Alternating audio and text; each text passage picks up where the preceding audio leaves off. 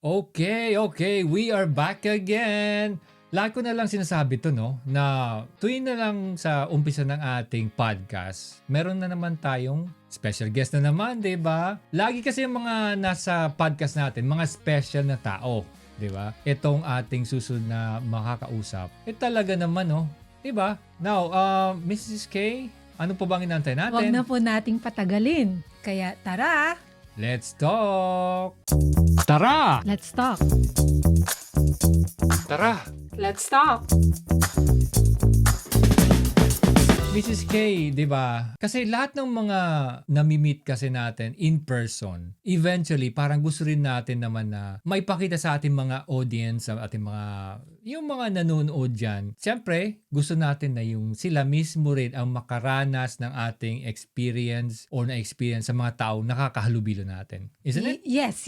I think we met her 2 years or 3 years ago, and it's actually feels so good na na-meet mo siya, and then we become friends with them, at nakita natin yung mga hangarin nila dito sa atin bilang mga Pilipino sa Ireland. Nakakatuwa na makita natin yung mga gusto niyang gawin at yung mga nakamit niya bilang Pilipino dito sa Ireland. Kaya wag na po nating patagalin. We have Miss HILDA Arenas. Okay, welcome, Hilda! Hi, Mrs. Kiram and Mr. Kiram. Yes, I'm HILDA ARENAS. I'm from ASHBOURNE, County Meath, but we work with, or we are supported by Dunleary County Council, okay, for the Filipino Multicultural Society. It's a community organization which is only over a year old, a year and 18 months. The organization is here for everyone to join. We're not regional, so we welcome everyone.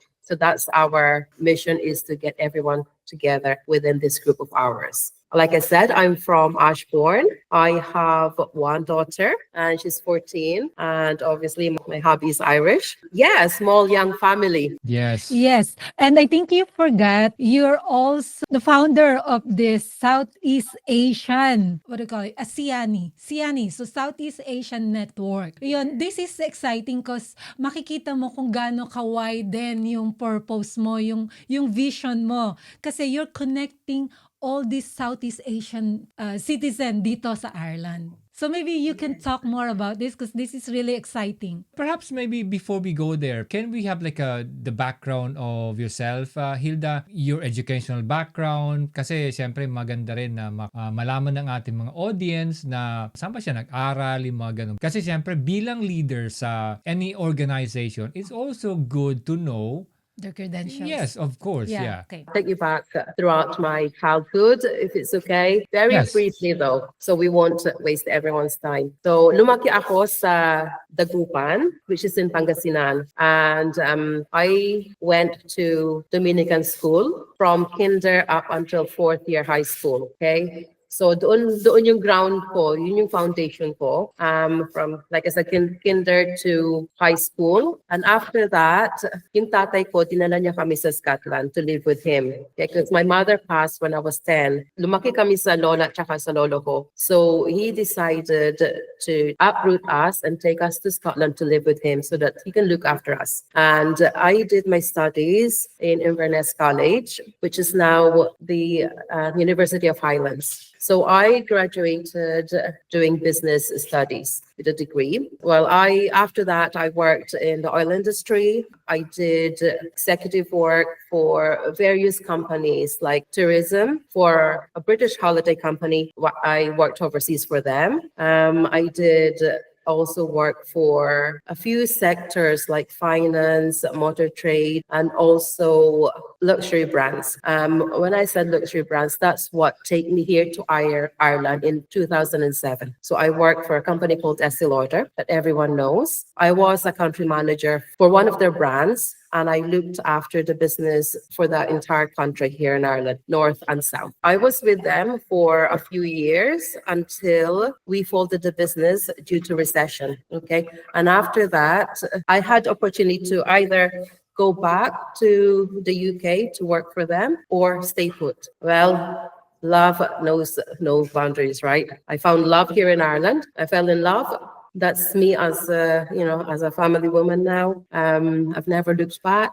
Ireland they say Ireland is the Emerald Isle. With all my experience working and also my degree in business studies, I do consultancy now with some businesses, corporate businesses. I help them strategically in marketing and sales. With leadership, I am with the Filipino Multicultural Society because I believe that there's a gap within our communities whereby we need to promote our culture, not just regionally, but as a whole nation. That's where I've come into the community life.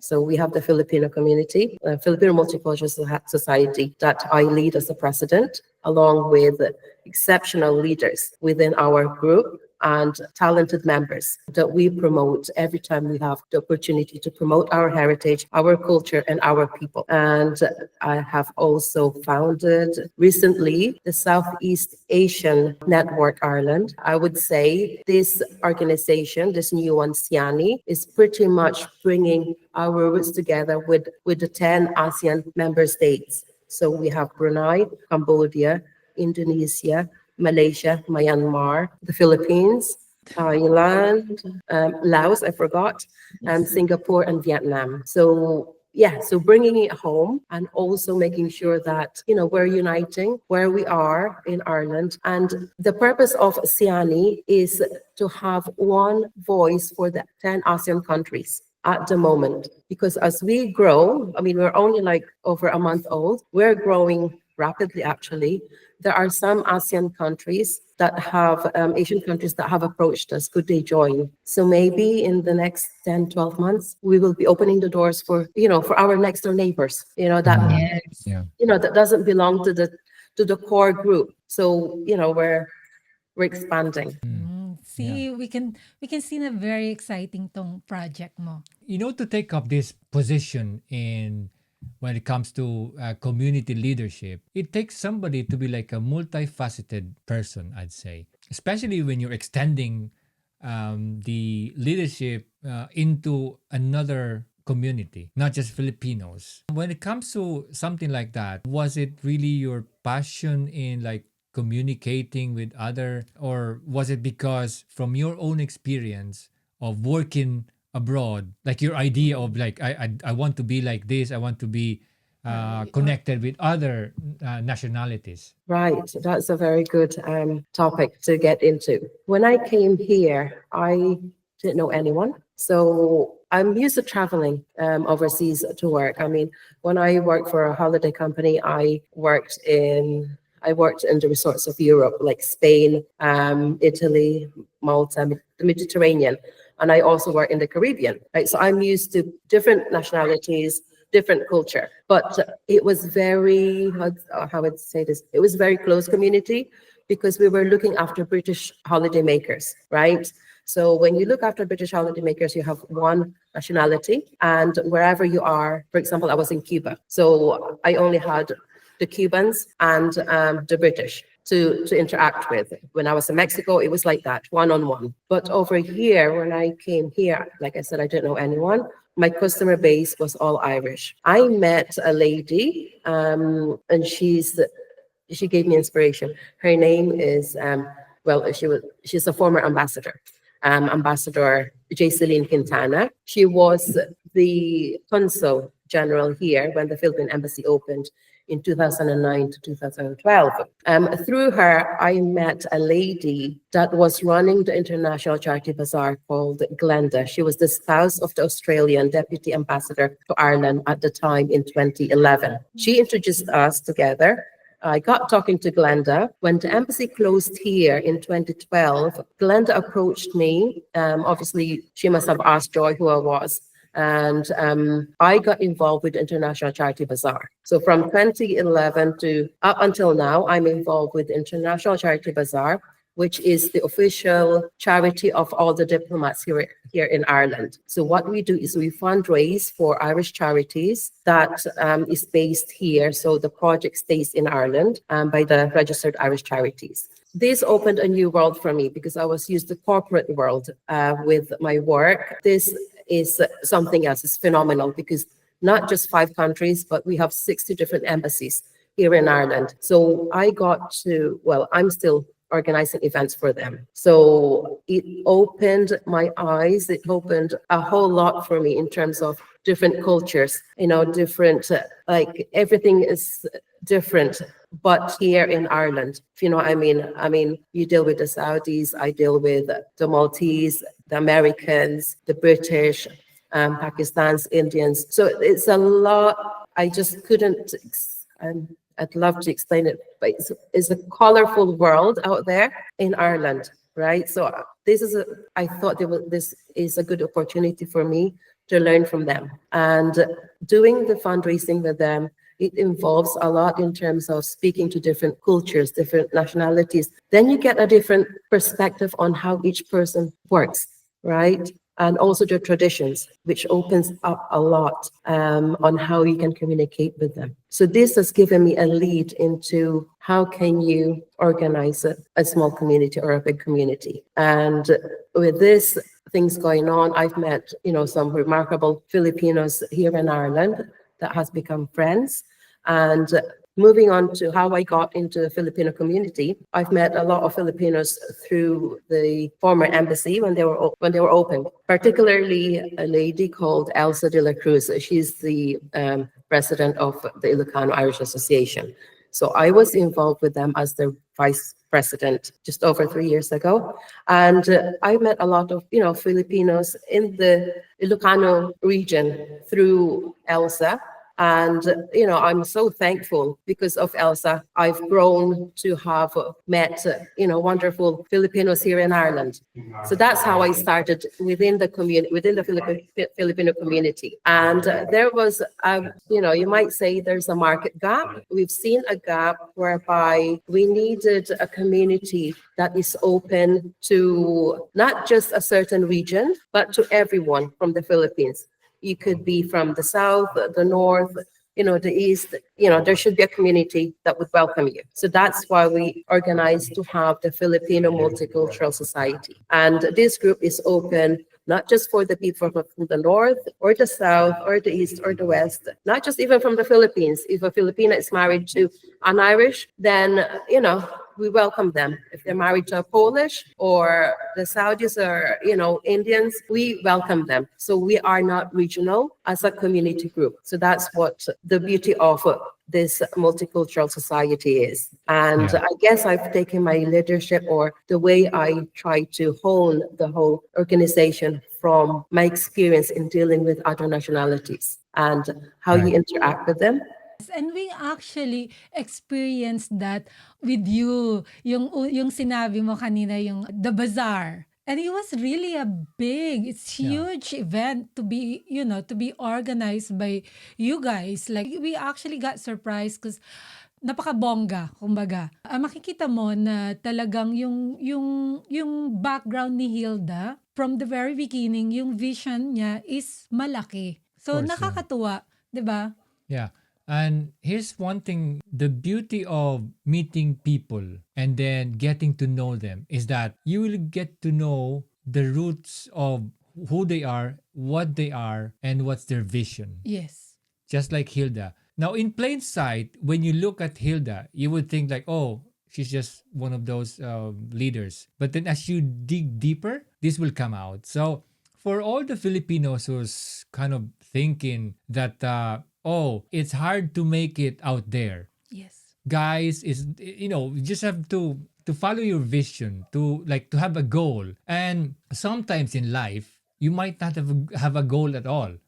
But if you try and do something, you might end up having something. And connecting with people is really important. Of Kasi course. doon mai-ignite yung passion mo. Oh, wow, kaya ko pala to. Or wow, eto yung gusto kong gawin. Right? But I think the thing about this is that we as Filipinos, we should be supporting each other. If somebody is doing something good for the community, whatever help we can do for the community itself, every little helps, as the Tescos would say. Recently, aside from leadership and all, Hilda has something else as well. So let's talk about that Talaga being a writer. Yes, I'd say. talaga namang multi-talented itong si Hilda. Maybe Hilda, can you talk about it? How do you become a writer, and then what's your background when it comes to writing did you always love writing or something like as a child? Was it your like dream of writing a book or being an editor or something like that? Before we go there, could I just take you back to, I love the way you said connecting people. You mentioned about International Bazaar, where you were a guest.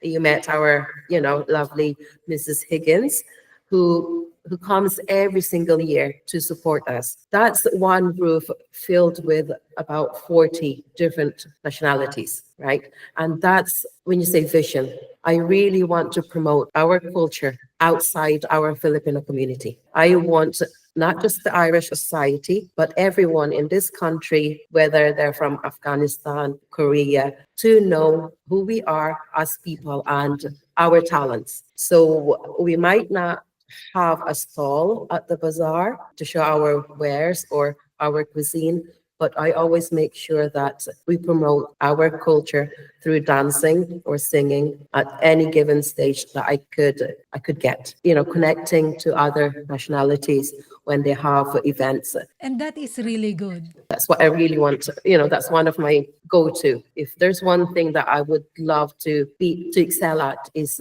to promote our people where we are. Okay, to go back to your question, writing. When Writing, yeah. maybe I was 12, 11, 12, my dad used to send us balikbayan boxes. And no fail, there will be English books, like literatures. And when he came home to visit, I think I was 13, he bought me, this manual typewriters. Because my dad is very good in writing, right? He writes stories all the time. So he said to me, there's a typewriter, there are books, right? She's the coupon bands, right? Start writing. And I was like, what do I write? Anong isusulat ko? Anong kwento? And he said to me, just keep writing whatever, whatever you can think of. So there's me, typewriter. Alam ko mali-mali ang spelling noon, but sige, go ahead. And I've always wanted to get into, in our school, we have this DS Blue Heights, like a newspaper. For some reason, I never got to write. I was very quiet at school. I was very reserved. Unlike now, I'm out there. Konti lang. But at school, I was very reserved. My grades were okay. They could be better, but I excelled in English. The rest, sorry na lang. So I've always wanted to be part of that writing group. I never got to it. I was only good at Scrabble. So that's my kind of thing at school. Scrabble, put her there. Writing, no. And I guess I've always wanted to be a writer. So when I found Roots and Wings online, I sent them an email and I started writing for them back in 2013 when my daughter was just over a year old. So I did that for 2 years and then, she was getting old, terrible twos. I couldn't keep up. So I said to them, I'll have to pause for now and then maybe come back when the time is right. So life got busy, got busier. And, I approached them this year and I'm back on the scene. And I'm thankful that they have given me the opportunity to write. And yeah, just to get that context of the e-magazine, where is it coming from, or where is it being published, and who owns it? Roots and Wings magazine is founded by Rachel Hansen, and it's been going on for quite a few years, 2007, 9. It's been going on as an online publication up to this day. She very much is still involved. It's a Europe-wide magazine, and we have editors, country editors all over Europe. So it's basically more Europe-based stories, but it's global. Its reach is global. Previously, who did they like feature? So the magazine is actually the magazine is for the Filipino diasporas living in Europe. It's a feel good home magazine for for your Filipinos all over Europe. So there would be topics for arts, food. There are, because we have a number of Filipino restaurants across Europe. We also have exhibitions like in Milan, in Germany. So they feature those events. They also feature ambassadors that are assigned to the country. It's a plethora of different subjects. Also the individuals, right? So there'll be a business person that'll be featured there, a successful business person, or even young ones like performers. So you have different topics that will catch the attention of your wide network of readers. So it's not Yeah. so we So don't say an online magazine is specifically for a certain reader or demographics. It is open to everyone. It's an and inspiring yeah. magazine as well. And how do you choose people to be in the magazine? I mean, for me, it's an obvious thing. Someone that can Yeah, inspire. somebody who can inspire. Yes. So here you go, mga Tara. Let's talk, listeners, right? I started with Roots and Wings in 2013, 2014. So, and then after that, I've gone away to raise my daughter. Now it's my comeback to Roots and Wings. This magazine is not just your online magazine where you just can read chica, chica here, chica there. It's an inspiring magazine for our diaspora readers within Europe and globally. So, Mr. and Mrs. K, my comeback feature for this magazine is very exciting. I have two. So thank you, Roots and Wings, for giving me this opportunity to have two articles being featured, right? One will be a surprise, right? So that's our cover. And then the next one, I was told that this issue is for Ireland. So my next one is no other than our inspiring couple, Mr. and Mrs. K. Right. Yay! Writing for, yes, okay. Yay. Thank So you. thank you for Yeah. giving me the opportunity to feature you because I think you're both inspiring. Through the laughter and the lessons, the night shifts and the dreams, we're talking about life and everything in between. Right. Writing for Roots and Wings magazine is not just sharing words on a page. It's joining the community at large of storytellers, thinkers, and dreamers who celebrate heritage while embracing the future. That's where you come in. We Okay. are Wow. honored. Very diba? I much. am Yeah. honored. I am honored to be given the chance to interview you guys. Okay. Yeah. Because you just haven't given me something to write, but it's also preserving our roots. When it comes to the tidbits of the magazine, I really enjoyed the interview, the talk that we did because for us it was the chance we were able to incorporate the heritage, Filipino heritage. At the same time, it's an obvious thing that for me and Laura, she's from the north, I'm from the south, so it's a mixture of cultures within our own culture because Philippines, as we know, is composed of obviously the Catholicism and then the Islamic religion. And the And Protestant. yeah, well, when it comes to Protestant, it's Christianity, basically, Christianity, in general. So Christian and Muslims. We were able to talk about even our tour in Spain. So yun ang kanilang makikita doon mga kababayan at medyo may konti tayong history at the same time etong ating communities Ireland para lang ba tayo lahat mga Filipinos all over the world, I would say magkaroon ng inspiration somehow. We're kind of we're hoping na maka-inspire doon sa na yun kasi at the moment 'di ba medyo sabihin na natin nagiging mas diverse ang Philippines when it comes to cultures, heritage, and the pasts. Kumbaga, unti-unti na yung tao na nagdidig in kung ano ba talagang nangyari sa Philippines noong kapanahunan ng mga Kastila at saka bakit ba ganun yung pananaw ng mga nasa would you Nasa like to north. would you like to It's really nice because a lot of Filipinos now are being educated, or it's really easy na kasi to learn or to know something because of the internet. Alam naman natin yan na napakadali na lang. It's kung ignorante ka sa isang bagay, I think is kasalanan mo na because everything is there. It's just up to you kung paano mo aalamin yung isang bagay. Right. When I was doing this Roots and Wings magazine, right? There's four things. It's to preserve our roots, right? And also to give, when I say to give wings, every story launch will open up new ideas, okay? And there are so many possibilities beyond what we can think of. The third one is building connections. And the fourth one is to inspire change. Now, you will ask me why Mr. and Mrs. Kiram, okay? You've touched base there on your platform is something to be admired because you have given, our Filipino community here in Ireland something for them, a safe space to say, to share their stories or to give insight on their life here. Maybe tell their story how they came to Ireland or their hardships or not.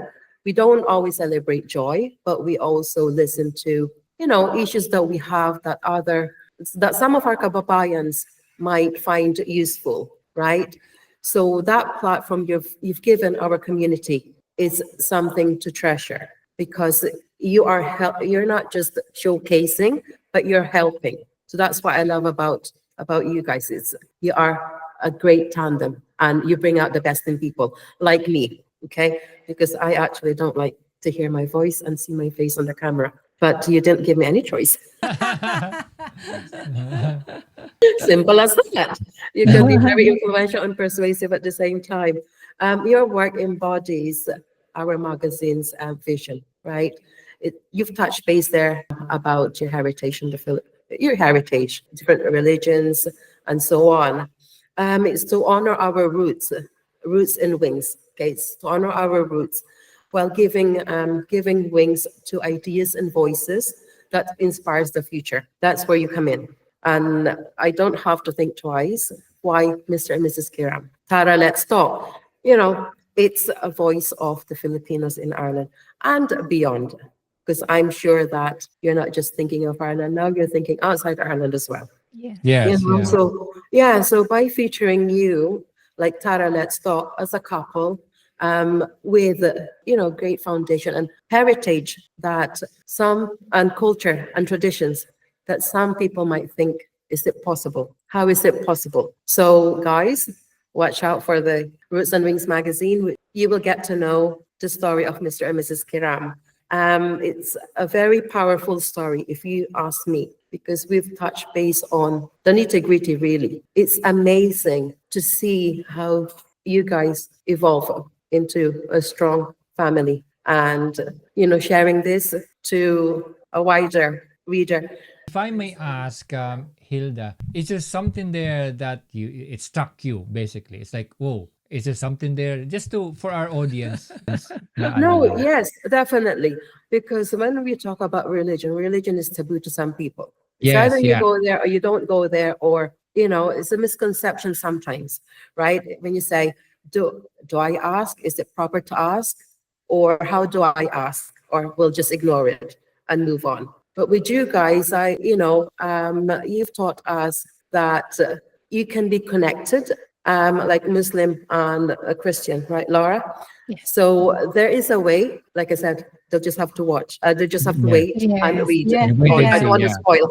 But that connection, how you got together, and look at you guys, still there, going strong.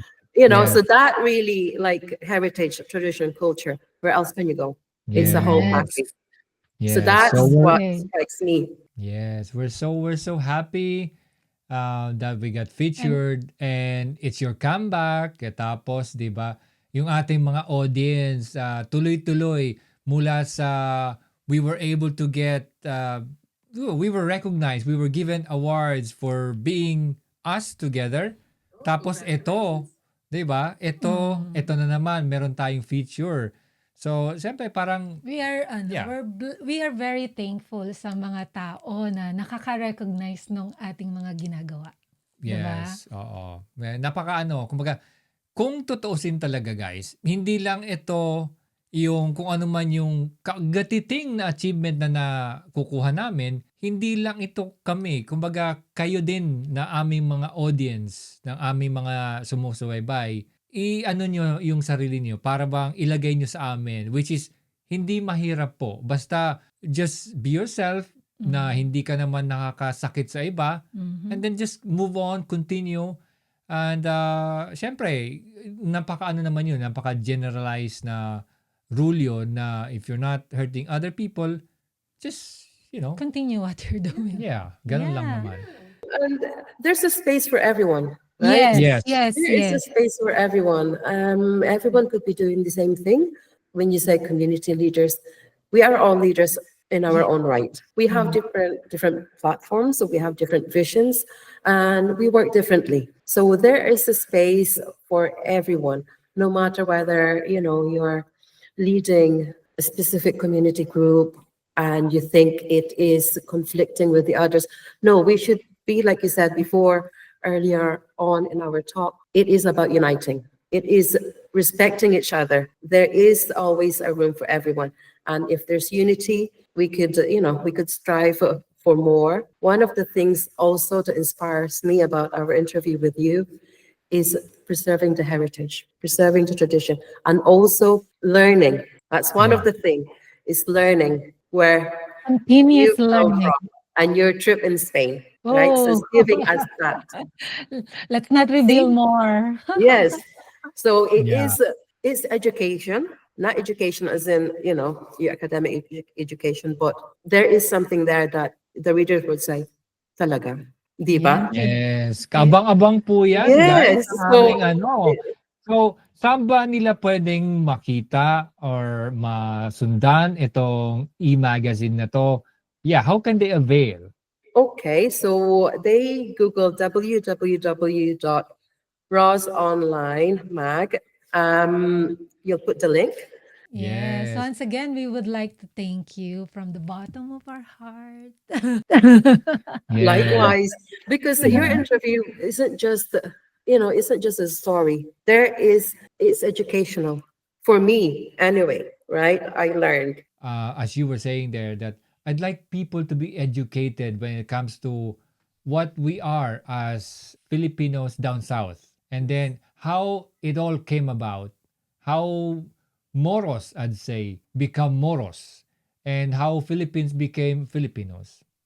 So, abangan na lang nila. So, until next time, guys, thank you very much, Hilda, for coming on to the podcast. At syempre, Mrs. K, Thank you, thank you.